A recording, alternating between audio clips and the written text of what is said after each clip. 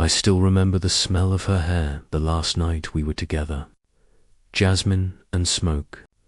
We were sitting on my old couch, her legs draped over mine, the TV playing something we weren't really watching. I remember thinking, this is it. This is peace.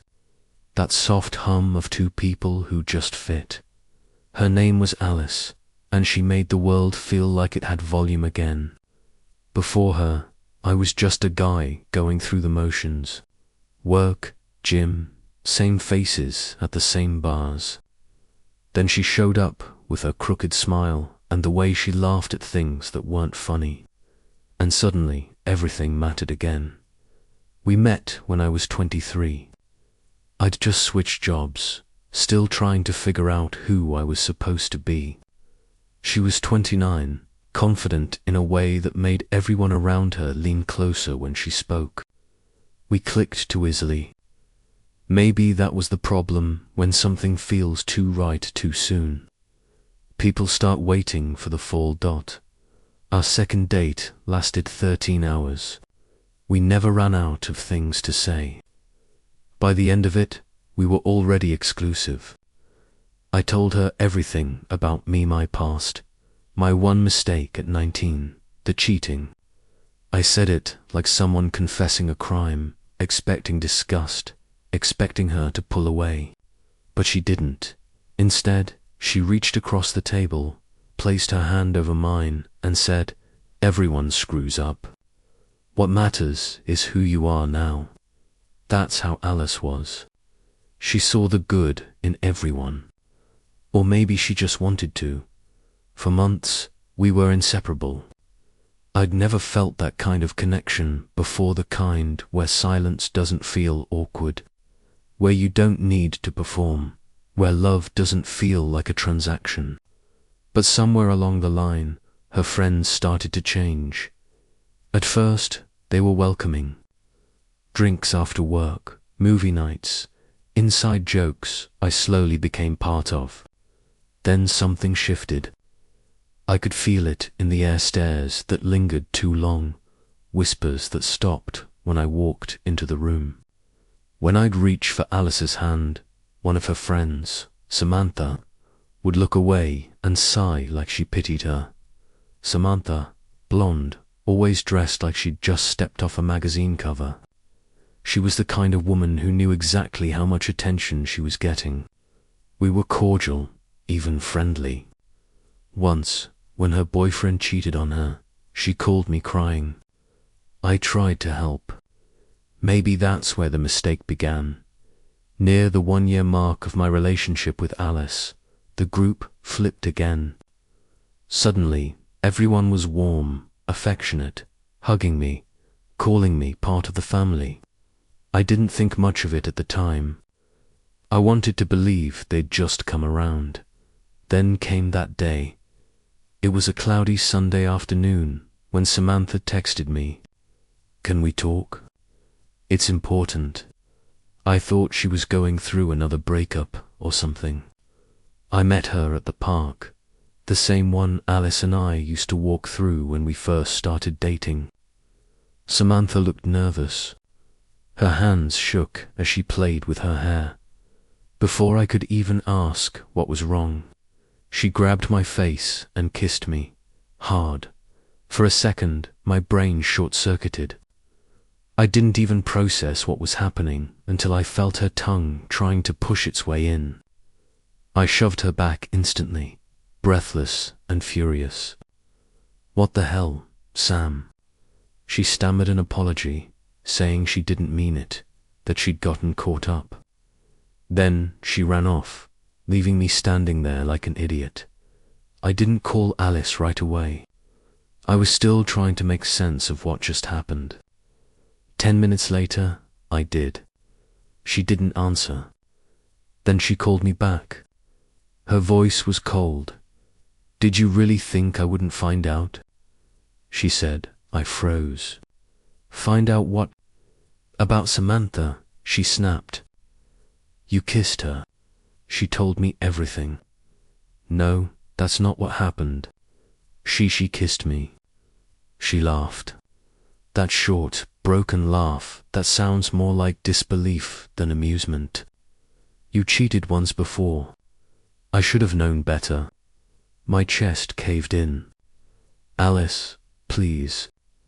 I didn't. I swear on everything. She hung up. That was it. No face-to-face, no chance to explain. Just gone. I tried calling her again. No answer. Text read. Never replied. I reached out to her friends. Every one of them ghosted me. I even sent an email, pouring my heart out, begging for her to just listen. Nothing. That night, I smashed a glass against the wall and spent an hour cleaning the pieces in silence. Days turned into weeks. The rumor spread through our mutual circles that I was a serial cheater, that I'd used Samantha to get closer to Alice's friends. The story grew like mold in the dark. I couldn't defend myself. No one wanted to hear it. Months later, I still checked Alice's social media from time to time, hoping for something, anger, sadness, anything that would show she still thought about me.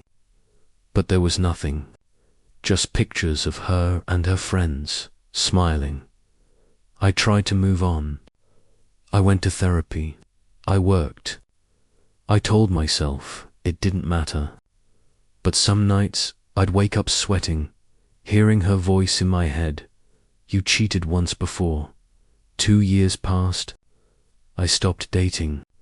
I stopped trusting people. My friends tried to drag me out, but I'd always make excuses. I told myself I was fine, alone. That love was a trap anyway. Then, one random evening, as I was sorting through old emails, I saw her name in my inbox. Alice W. The subject line was simple. I owe you the truth. My hands trembled before I even opened it. The message was long. Apologies that bled through every line. She'd found out what really happened. Samantha had confessed, or rather, been exposed after. One of the group members fell out with them and decided to reveal everything. The kiss, the setup, the manipulation. It was all premeditated. They'd thought Alice was moving too fast, and Samantha volunteered to test me, to make sure I wasn't too good to be true. They assumed I'd take the bait because of my past. The plan was simple. Samantha would kiss me, then claim I started it. The others would back her up. Alice, already aware of my history, would believe it. And she did. Alice wrote that she hadn't dated anyone since, that she'd spent years regretting everything, that she missed me, loved me, wanted to meet just once to apologize in person. I stared at the screen for hours. 2 years ago, I would have given anything for that message. I would have rushed to her door, forgiven her, rebuilt what we lost. But now, I felt nothing, not anger, not love, just emptiness. It was like someone had pressed pause on a movie I no longer cared to finish. She'd been the best thing that ever happened to me and the worst. That night, I sat in the dark with the email open, the cursor blinking at the end of her words. One typed a reply, then deleted it, typed again, deleted it again. What do you say to someone who destroyed you because of a lie? What do you say to someone you still remember in every song, every scent, every quiet moment, but no longer trust enough to even meet? Outside, it started to rain, just like it did the night she left me, and I sat there, frozen, wondering if closure was ever worth reopening old wounds.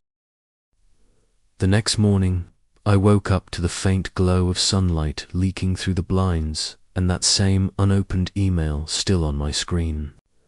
I hadn't even realized I'd fallen asleep at my desk for a long time.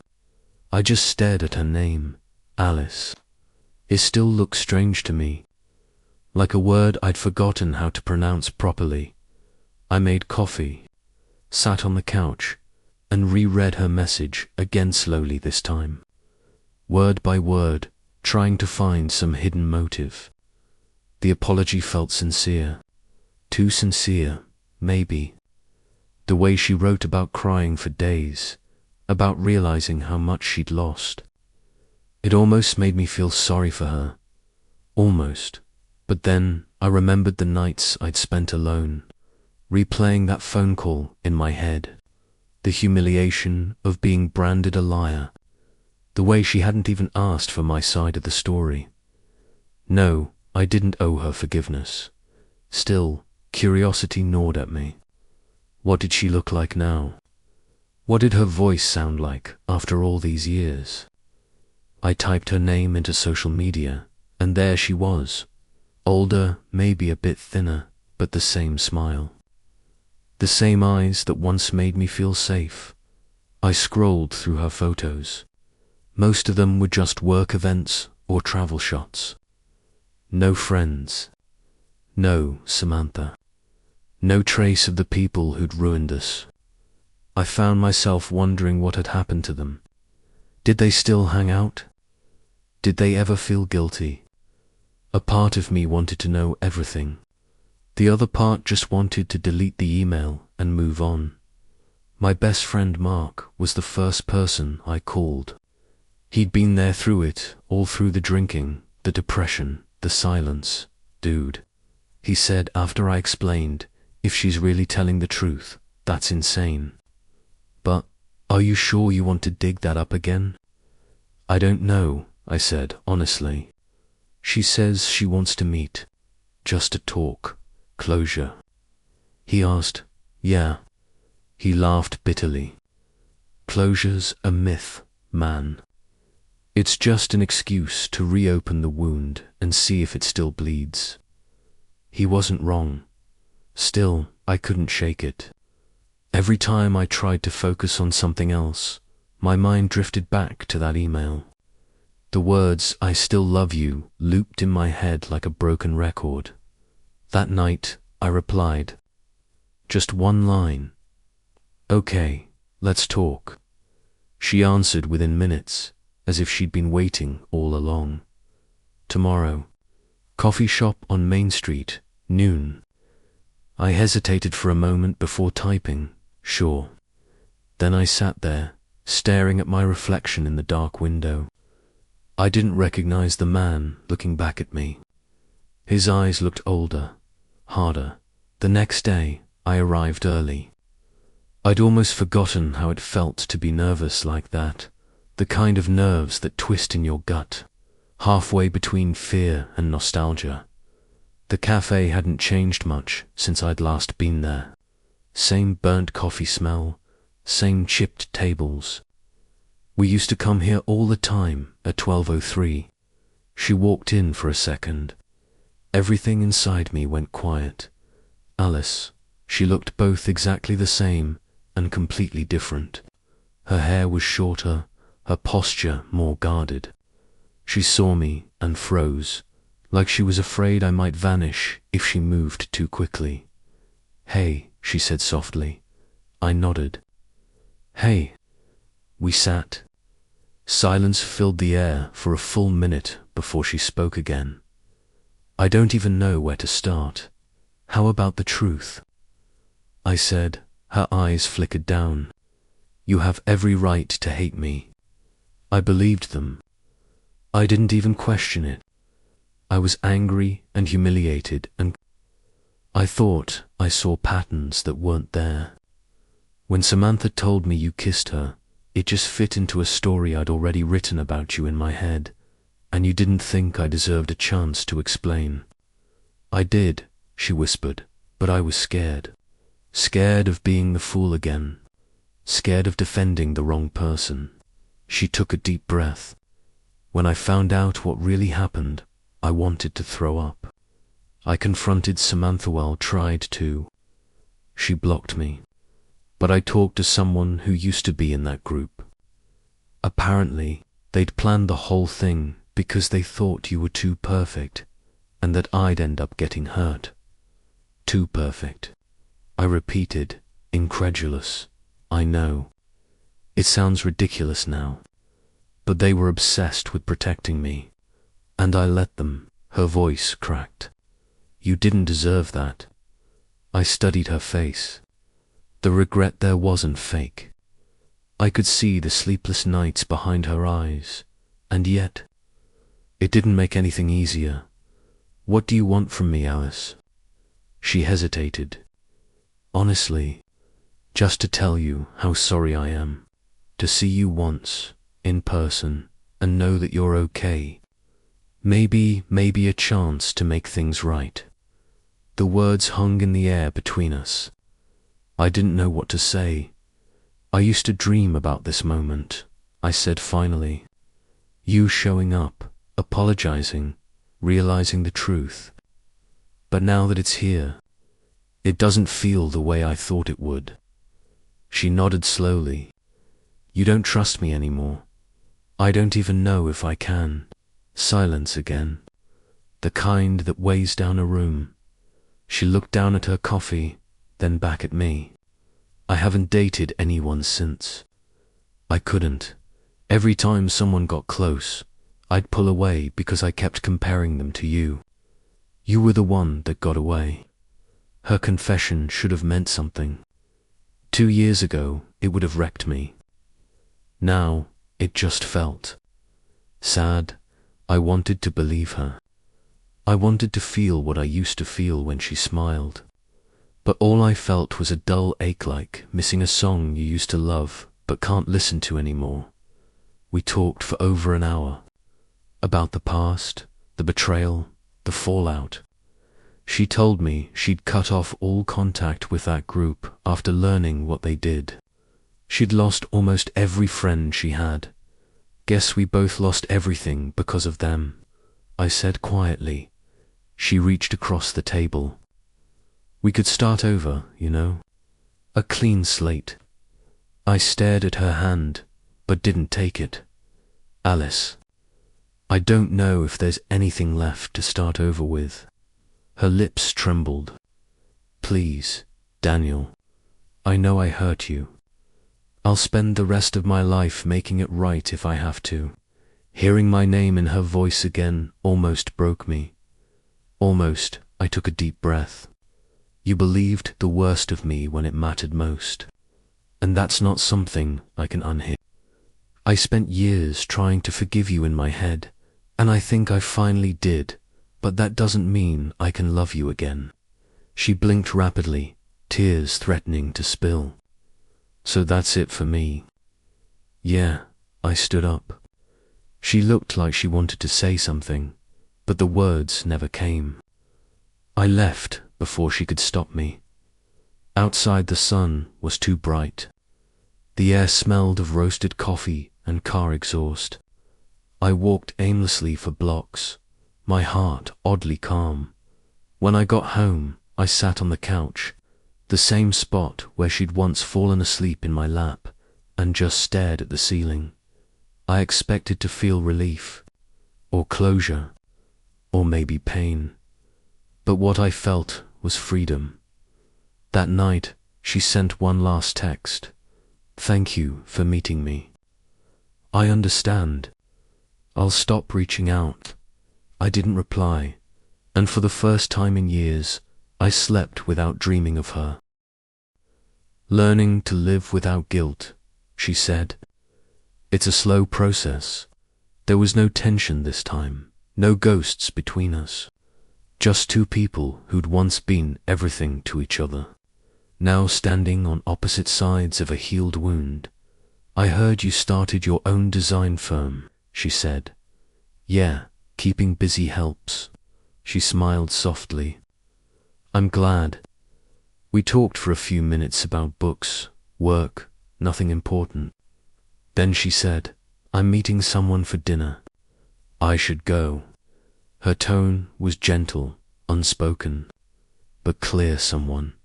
And instead of jealousy, I felt something closer to relief. Alice, you too, Daniel. She walked away. and I watched her disappear into the crowd. No longing, no pain, just peace. That night, I sat by my window with a cup of tea and thought about how strange life is. You spend years building a future with someone, then years learning how to live without them. And somehow, both versions of you feel real. I thought about the word closure. I used to think it meant erasing someone from your heart. But now I know it means learning to remember them without bleeding. The funny thing is, I didn't get closure from Alice's apology. I got it from my own indifference. I used to think love was about holding on. Now I realize it's about knowing when to let go with grace. A few days later, I got a call from Mark. We're grabbing drinks tonight. No excuses. I laughed. Fine. But I'm not staying till 2 a.m. like last time. You say that every time, he said, then hung up. When I arrived, the bar was crowded. Music loud, people laughing, life, and somewhere between the noise and the warmth, I noticed a woman sitting at the corner table, sketching in a small notebook. She looked up, caught me staring, and smiled. It wasn't love at first sight or some cinematic moment. It was just human, simple. I walked over and said, "Is this seat taken?" She shook her head. "Not yet." We talked. Nothing deep, nothing serious. Just two strangers meeting halfway through their stories. And for the first time in a long time, I felt something real, something new. Maybe that was the real revenge, not hate, not bitterness, but living well enough that the past becomes just another story. I went home that night smiling to myself. Before sleeping, I opened my journal and wrote, "Forgiveness isn't for them. It's for me. And I'm finally free." I closed the book, turned off the light, and let the silence settle around me. For the first time in years, I wasn't waiting for anyone to come back. I was already home.